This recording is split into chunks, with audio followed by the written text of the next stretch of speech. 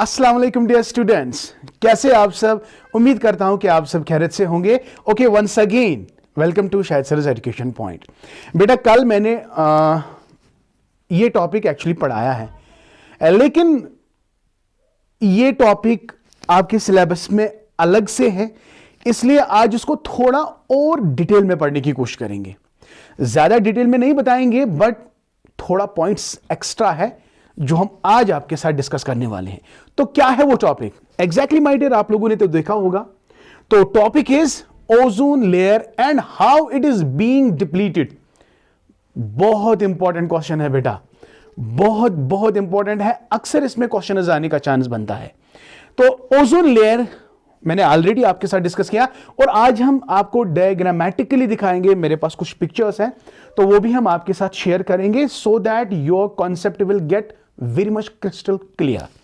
Okay, तो चलिए start करते हैं। और हाँ बेटा, अल्हम्दुलिल्लाह बहुत सारे कमेंट्स मुझे मिल रहे हैं। पॉजिटिव कमेंट्स भी है, नेगेटिव कमेंट्स भी है, लेकिन एटलीस्ट कमेंट तो यार करते हो।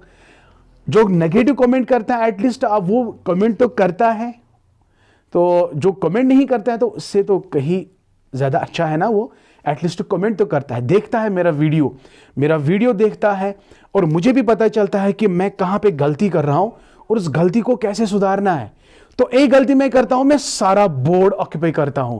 20 मिनट की क्लास है, लेकिन आप लोगों को 3 घंटे लगते हैं। हाय, क्या करेंगे, है ना। तो चलिए इसका भी सोल्यूशन मैंने ढूंढ के रखा है। तो सबसे पहले मैं क्या कर रहा हूं, तो मैं क्या करने जा रहा हूं, मैं थोड़ा साइड हो जाता हूं। पहले टेक ए स्क्रीनशॉट। ओके, हो गया, स्क्रीनशॉट ले लो बेटा। तो बाद में उतारने की कोशिश करो, सिंपल है ना। बाद में आपको घंटा नहीं लगेगा, 2 घंटे 3 घंटे नहीं लगेंगे, ठीक है। Anyways, I once again welcome you all to my channel, that is Shahid Saraj Education Point. Okay, तो अगर आप लोगों ने अभी तक चैनल को सब्सक्राइब नहीं किया, क्या आप अच्छा कर रहे हो? बिल्कुल भी अच्छा नहीं कर रहे हो, क्योंकि इतनी मेहनत से हम आपके लिए प्यारे प्यारे लेक्चर्स ला रहे हैं। तो आप बिना सब्सक्राइब किए कैसे जा सकते हो? तो पहले सब्सक्राइब करो, और अगर वीडियो अच्छा लगता है ना, लेक्चर अच्छा लगता है, तो एक लाइक तो जरूर करना है। एक ही बार करना है, 2 बार नहीं करना है, एक ही बार लाइक करना है, ठीक है। तो चलिए बेटा स्टार्ट करते हैं। क्या है हमारा टॉपिक? Ozone layer depletion.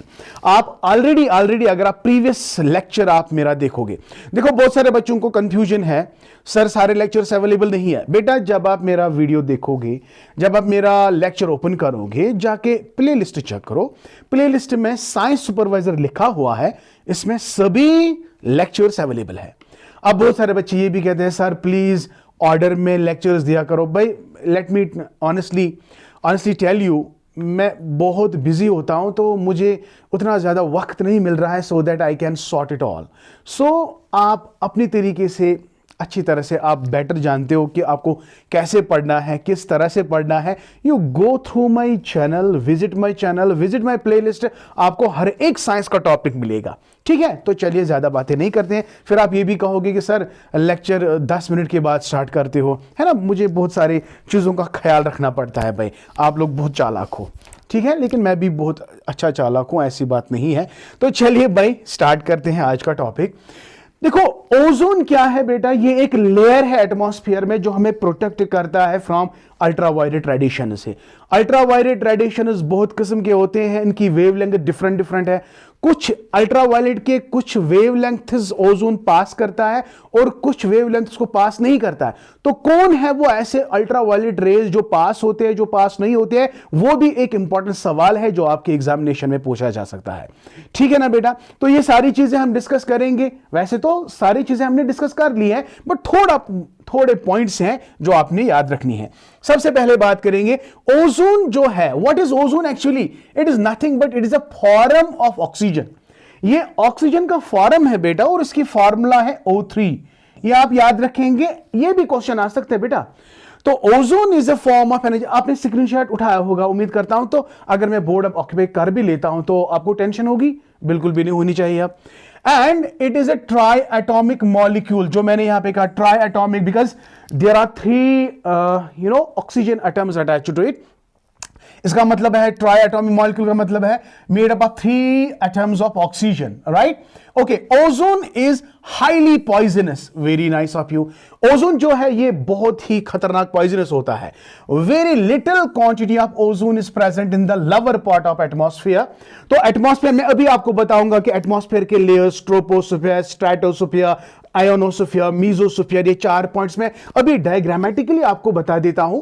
तो ऐसा नहीं है, जो ओजोन की जो सबसे ज्यादा कंसंट्रेशन है वो कहां पाई जाती है? वो पाई जाती है स्ट्रेटोस्फीयर में, लेकिन ट्रोपोस्फीयर में भी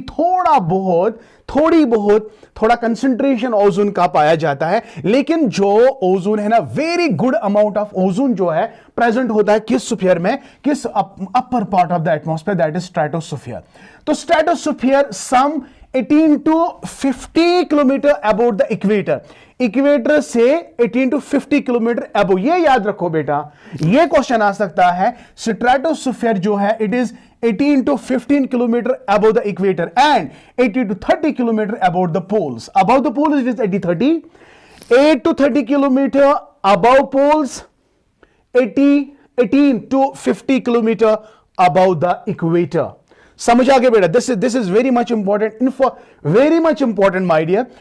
Though ozone is present throughout the stratosphere, its concentration is maximum 30 to 25 kilometers above equator and 18 above poles.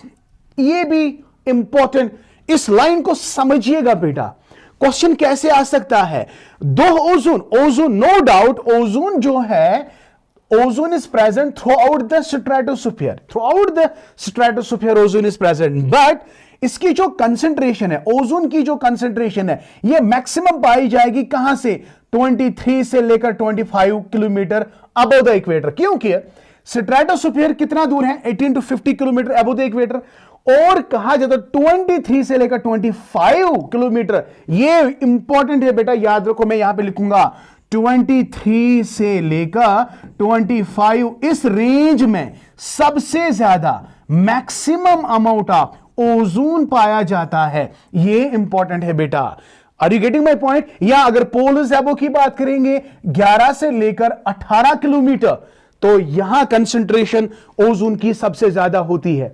ये पॉइंट इंपॉर्टेंट है बेटा, mark this word, this is going to be very important. Okay, yes, this rich zone of ozone in the stratosphere is called ozone layer और ozonosphere.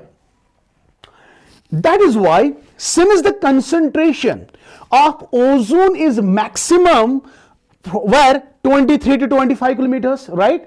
Since यहां concentration है, तो ये एक blanket बना देता है, एक जोन बना देता है। तो इसी जोन को कहते हैं ओजोन लेयर और ओजोनोस्फीयर, एक स्फीयर बना जाता है, ठीक है ना? And it is also commonly called ozone shield. ये याद रखो, ये सारे टर्मिनोलॉजीज याद रखो बेटा।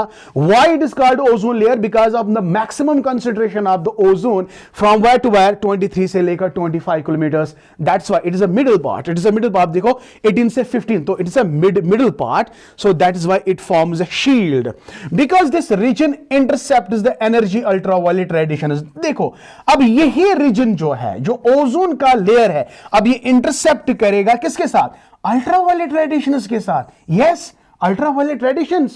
तो sun's energy possess one kind of radiation that is ultraviolet, है ना? एक तो विजिबल लाइट है, अल्फा रेज है, गामा रेज है, इंफ्रारेड रेज है, अल्ट्रावायलेट रेज है, बहुत सारी रेज है सनस एनर्जी में। तो उसमें से जो अल्ट्रावायलेट रेडिएशंस है, ये इंटरसेप्ट करते हैं किसके साथ? ओजोन शील्ड के साथ।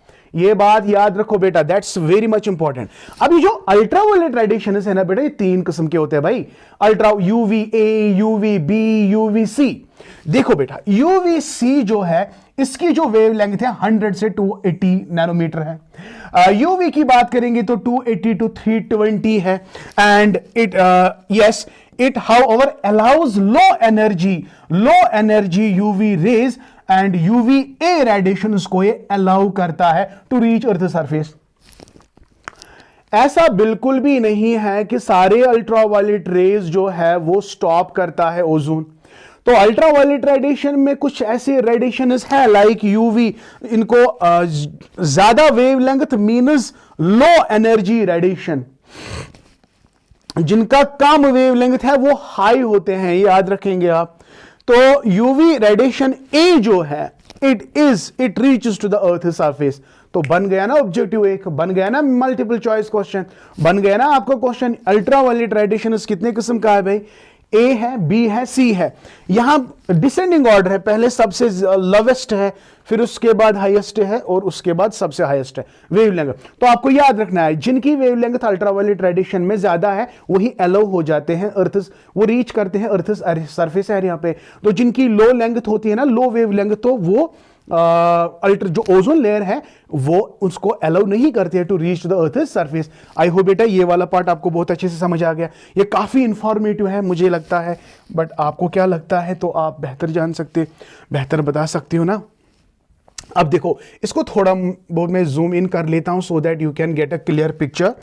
वेरी गुड बेटा। तो ये जो यहां पे देख लो आप बेटा, ये टिपिकल एक एटमॉस्फेयर जो है इसके लेयर्स में बता रहा हूं। देखो बेटा 0 से लेकर 16 किलोमीटर तक अगर आप देखोगे यहां पे इट इज ट्रोपोस्फीयर। पहला आपको याद रखना है कितने लेयर्स है एटमॉस्फेयर में। पहला आप याद रखोगे sir troposphere, troposphere right. Troposphere के बाद आपका आ जाता है बेटा stratosphere, stratosphere. So nice of you. Stratosphere के बाद आपका आ जाता है मीजोस्फीयर, मीजोस्फीयर। वेरी गुड, कितने हैं? और लास्ट में आपका आ जाता है बेटा आयोनोस्फीयर, आयोनोस्फीयर। वेरी गुड बेटा। तो ये याद रखो, ये याद रखो, दैट्स वेरी इंपॉर्टेंट। तो how many layers are there in the atmosphere my dear?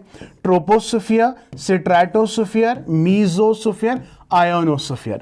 तो अगर आप ओजोन लेयर डिप्लीशन की बात करते हो तो आपको कौन सा लेयर ज्यादा याद रखना है? सर हमें याद रखना है स्ट्रेटोस्फीयर, क्योंकि स्ट्रेटोस्फीयर जो है इसका दूसरा नाम है ओजोनोस्फीयर, ओजोनोस्फीयर। ठीक है ना बेटा? तो इसमें हाईएस्ट कंसंट्रेशन होती है स्ट्रेटोस्फीयर में ओजोन की। समझ आ गया? तो यहीं पे एक ब्लैंकेट बन जाता है ओजोन लेयर का, and it won't allow UV rays to reach to the earth surface.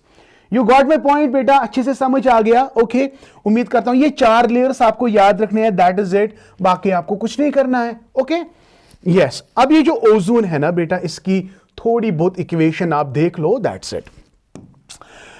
In the stratosphere ozone जो है, ओजोन के साथ क्या होता है? फोटो डिसोसिएशन होता है। फोटो डिसोसिएशन का मतलब क्या है?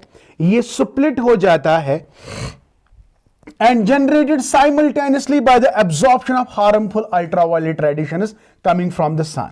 अब ये जो ओजोन है, ओजोन जो है yes UV radiations from the sun जब इस पे पड़ती है तो ये स्प्लिट हो जाता है O2 and plus oxygen atom में। इस इक्वेशन को बेटा याद रखो, can be asked in your examinations, can be asked in your examinations. अब यही मॉलिक्यूल्स देखो, ये आगे हम आपको बताएंगे ओजोन लेयर डिप्लीशन के लिए कौन सी चीज ऐसी है जो रेस्पॉन्सिबल है, जो मैंने ऑलरेडी आपको कहा है, ये क्या क्लोरोफ्लोरोकार्बन्स है ना, वो आगे। लेकिन इस इक्वेशन को याद रखेंगे। एक बार ऐसा भी क्वेश्चन आ चुका है कि इक्वेशन क्या है? It is O3 and UV radiations from the sun, it gets photo dissociated.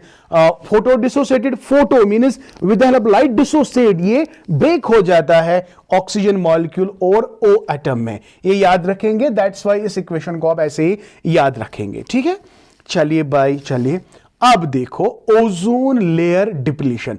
Okay बेटा, टेक ए स्क्रीनशॉट। ओके हो गया बेटा, वेरी गुड। ओके देख लो बेटा, अब ये जो ओजोन डिप्लीशन है, ओजोन डिप्लीशन जो है ये क्या है, कैसे होता है? ओजोन डिप्लीशन का मतलब है ओजोन लेयर का थिन होना, ये थिन हो जाता है। The thinning of ozone layer is commonly called ozone depletion. Simply ozone depletion का मतलब है ओजोन लेयर का ब्रेक होना। ठीक है, yes. Ozone is being depleted by air pollutants.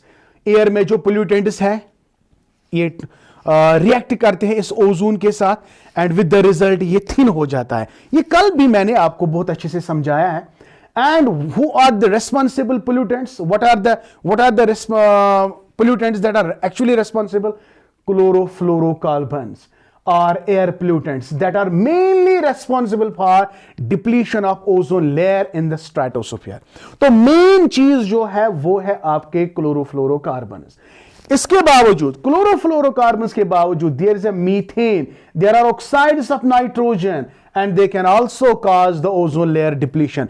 कल के लेक्चर में मैंने खाली आपको ओजोन लेयर का ये क्लोरोफ्लोरोकार्बन्स बताया, लेकिन आज आपको एक्स्ट्रा याद रखना है मीथेन भी है एंड ऑक्साइड्स ऑफ नाइट्रोजन भी है, दे आर ऑल्सो रेस्पॉन्सिबल। अब यहां पे और एक टर्म है दैट इज ओजोन होल।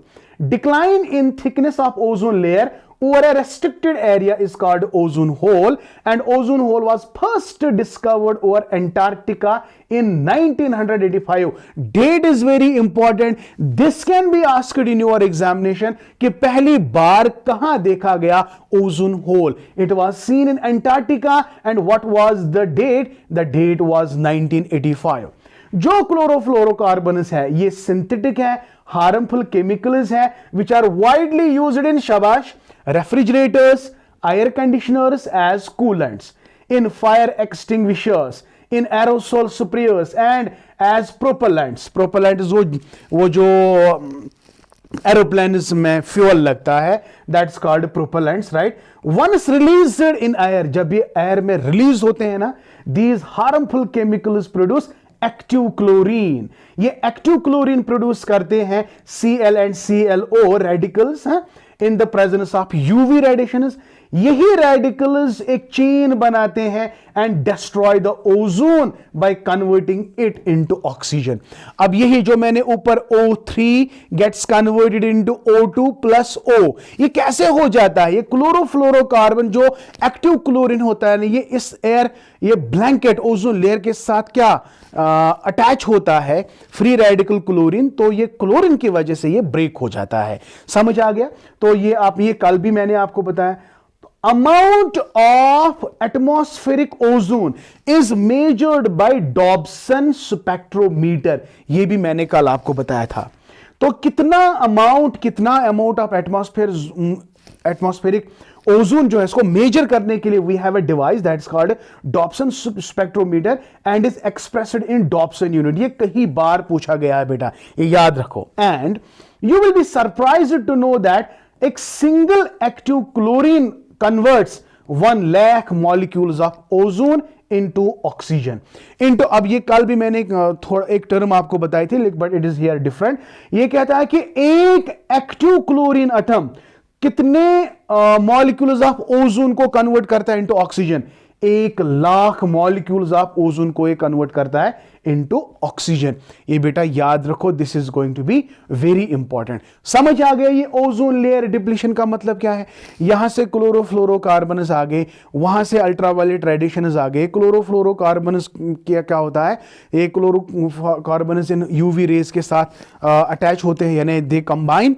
हाँ, there is a reaction between ultraviolet radiation and the chlorofluorocarbons, जिसकी वजह से क्लोरोफ्लोरोकार्बन से क्लोरीन निकलता है एज अ फ्री रेडिकल, और यही फ्री रेडिकल ओजोन लेयर के साथ मिल रहा है और मिलने के बाद ये इसको डिप्लीट करता है। समझ आ गया? तो ये कल का ही लेक्चर है जो मैंने अब आज विस्तार से आपको पढ़ाया है। ठीक है ना बेटा? Very good. तो चलते हैं बेटा।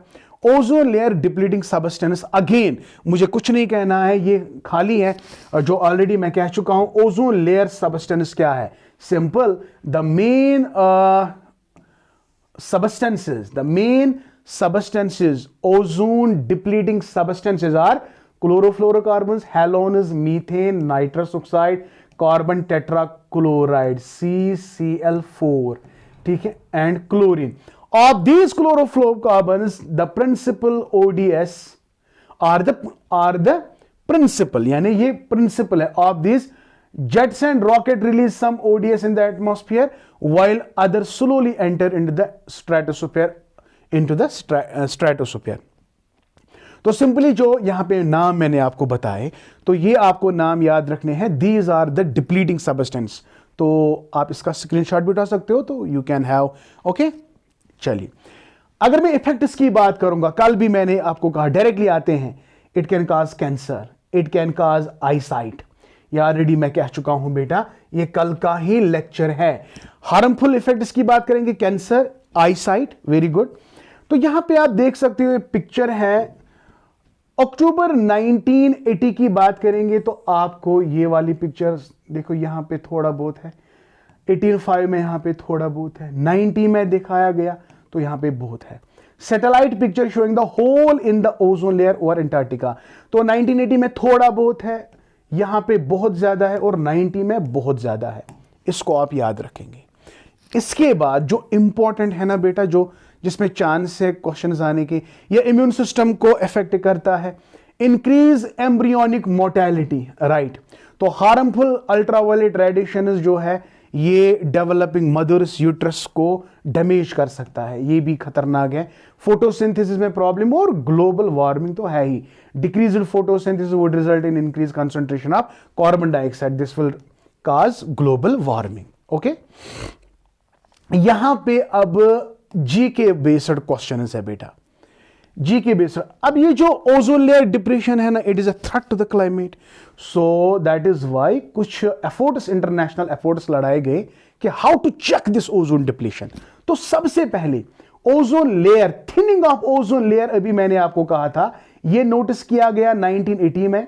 फिर spring time ozone hole was discovered over Antarctica, कब? 1985। और किस बंदे ने ये आइडेंटिफाई किया? द बंदा वाज फारमैन। तो ये याद रखो, इस बंदे ने पहले बार नोटिस किया है क्या? Thinning of ozone layer in 1985, Farman, ठीक है। The hole continued increasing in diameter, तो ये ज्यादा ज्यादा मतलब बढ़ने लगा, ठीक है, over the years. Small ozone hole also seen discovered North Pole, तो ज्यादा नहीं, इसमें ये वाला पॉइंट आप दिमाग में रखोगे। अनदर, इसको चेक करने के लिए कुछ प्रोटोकॉल्स लॉन्च किए गए, उसका प्रोटोकॉल का नाम है Montreal protocol. In 1987 the United Nation environment programme, UNEP, बहुत इंपॉर्टेंट है बेटा। तो 1987 United Nation environmental programme succeeded in forging the agreement between nations to limit। इसमें क्या किया गया? इसमें यह कहा गया कि we have to limit the use of chlorofluorocarbon reductions to half level in 1986। तो आपको याद रखना है कि जो इंटरनेशनल एफर्ट्स है, इसमें Montreal protocol was one such program, one such protocol, जहां पे यह कहा गया कि you have to reduce you have to limit the chlorofluorocarbons, यानी इसको लेवल रिड्यूस करना है, ठीक है। तो इसमें आपको इतना ही याद रखना है। And another is very important है, Helsinki declaration. In 1989, majority of the nation pledged to phase out chlorofluorocarbons. By the year 2000, production of CFS have been stopped since then, and CFS have been replaced with hydrofluorocarbons and हाइड्रोक्लोरोफ्लोरोकार्बन्स।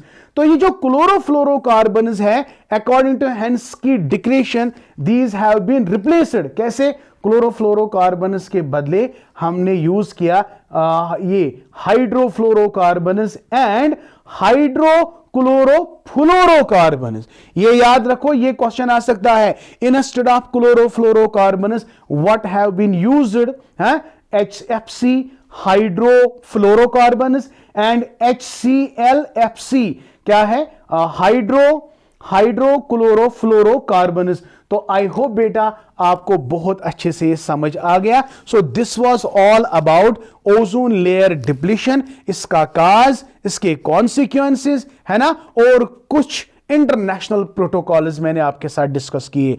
ये international protocols को बेटा याद रखेंगे, इसमें question आने का chance है। उम्मीद करता हूं कि आप लोगों ने इसको बहुत अच्छे से समझा और आपको एक्स्ट्रा इंफॉर्मेशन देखने को मिली। हालांकि ये क्वेश्चन हमने ऑलरेडी पढ़ा हुआ था। तो इंशाल्लाह tomorrow I will be taking water pollution and कुछ इंपॉर्टेंट टर्म्स जो रिलेटेड है पोल्यूशन से, ठीक है। Okay, thank you, may Allah bless you and keep always learning.